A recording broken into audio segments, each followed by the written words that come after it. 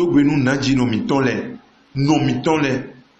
asi mi tɔn lɛ nyɔnu mi tɔn lɛ eye no sanda xi lɛ mɛ mɛ do kpegbe wɔya mɛ no sando ali to wɔya n dogbe nu mi mɛ do be ne iku gbadzi fie lɔ lɛ bisese n dogbe nu mi gbɔdɔ mi ni kudo akɔnkui kpan enɔ edɔ nu mi nɔ lewɛ na tsi yɔ mi na dzia tobutobu mɔ nkɔtɔ mɔ na sɔ ta no wa gan dzia mi wɛ dzia nɔmitɔ lɛ mi mɛ dzi mi lɛ mi wɛ dzia bozi avɔ bo gba bozɔn dzi mɛ bozɔn wesi vɔ mɛ bodɔ dze talɔn dze kana to gan do tome fi mi wɛ do kɛkɛ bo di zɔnli bodɔ talɔn dze na wa gan dzi mi de wo kɛkɛ bo kpa hã bodɔ dze yovo wɛ do zoru wɛ de dzi dɔ talɔn wɛ ka da ye mi tɔ mɛ mi ka wɔ wɛ de ame do mi kpɔn mi mɔdɔ dze mɛ da xɔ kpɔ hɔnrɔn edo wɔ kpɔ ehe na hɛn to wɔ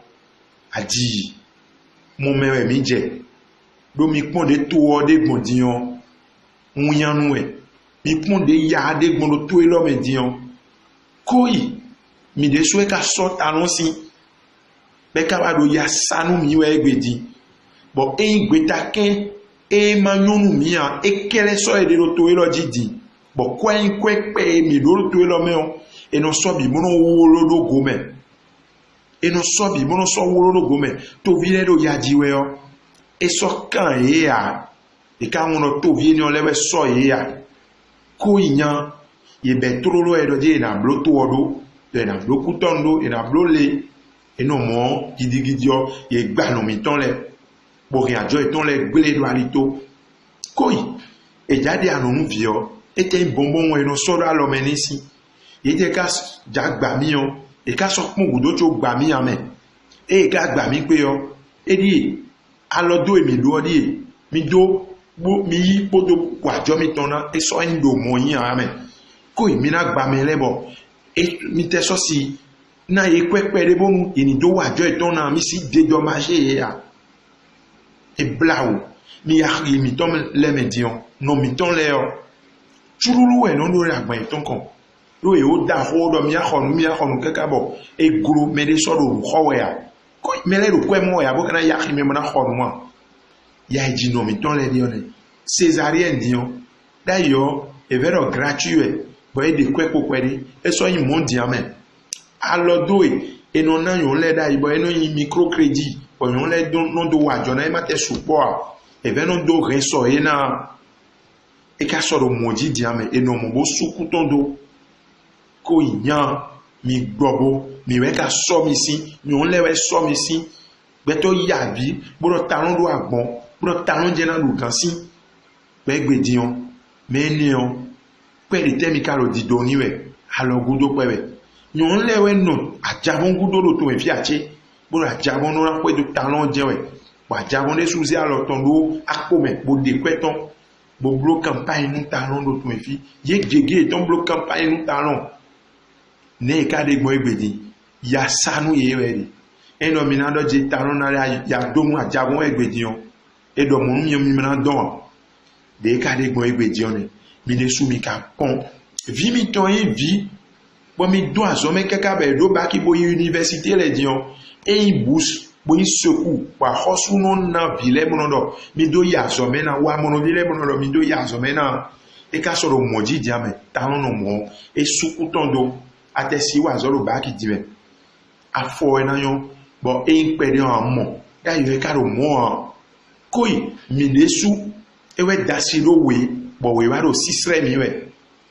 koyi mi gbɔbo mi fli no mi tɔn lɛ ye mɛ edzia o sɔ mi gbenenu lɛ mi fli ye kpɛ de bo enɔ mu gidigidi diɔ esɛ dzɔgbenu do sɛn dodo gbasa mi tɔntɔn ewɛ kpatsɛ na di bɔn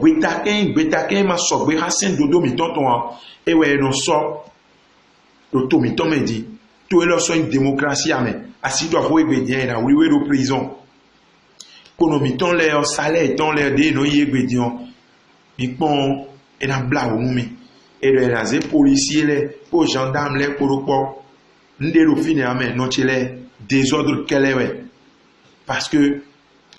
enɔ mina blo nu wɔn mina ze zi sɔn zi bona ze satɔn nu sa eka sɔ alo mɔ do to mi tɔn mɛ diya bɔn de to gan dɔ gbɔn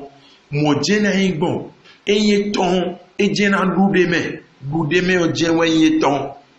de to vile ligbon e ka so aro moyin we a de to vile bagbon e ka so aro moyin we a e no mo di un poste de péage mi ton le en go si gre we di mo na ikuton wo bo moto we hen aman do go a asi ya me do a je pon péage mi ton kwe wo bu de we ro fine di me na su e go kwe nu le bi do to mi ton me gba ikun yi kwe azin yi kwe gani yi kwe nu bi yi kwe vi mi ton le so si azo me di bo mo azo a zemi dianon le ton kwe ma do to me a ne zemi dian kan mo kwe mo na do ke bo na gbo fi bon mi kekele bo mi gonya sanu to vile e ka kolevo jawe no mi ton le kolevo jawe ko référendum ko e kolevo jawe somi le wenu do e tuna ji e ma chaki loko chaki wenu mi no sokenu ye mi sanamblo monde ame dan kanu handu me azon we ya e handu we loko amoli o kan josi gba to menu me we kanya sidan gbede bon e mi ton je donu mi e je donu mi e mi de ne mi we se mi do azome de mi mo dona gbon e ne donu mi e mi de ne no e ka jijero to me mi de su mi zenu kundo teburu mi mo e no e gbon to gan si glamele bi o mi ma so soke na o do de mi soke ni yon de re mi gbon e de o mi do mi mo e no e ba bona mo ki ko mi ton e na bi o we soke mana do minima si romeo bon we renglele na blodo de to gando na no gbon to gando na se to vile si ro to gan linde na no blopo nwe a nu kon yi ba mi kade mi soro ya ba ro to mi ton me a tan ni se ro mi ton référendum e jawe o me le ko ni ma voter oui now e wo mi e bi na voter non we mi e bi mi na voter ndo ho bodo bari bodo mi ni kudo accompli pa vidéo e lo mi ton no mi ton le ton mi keke mi man de yin ligbon ne yin timen mi gbon de mo jeme gbon ne mi de su mi kamo ekpo de o ekpo do mi si mi do kwe bona manu mi a mi na timen mi je mi do mi ese mi do azome ndo mo eno yo mi do abiba resi le révolutionnaire ena chen mi kaka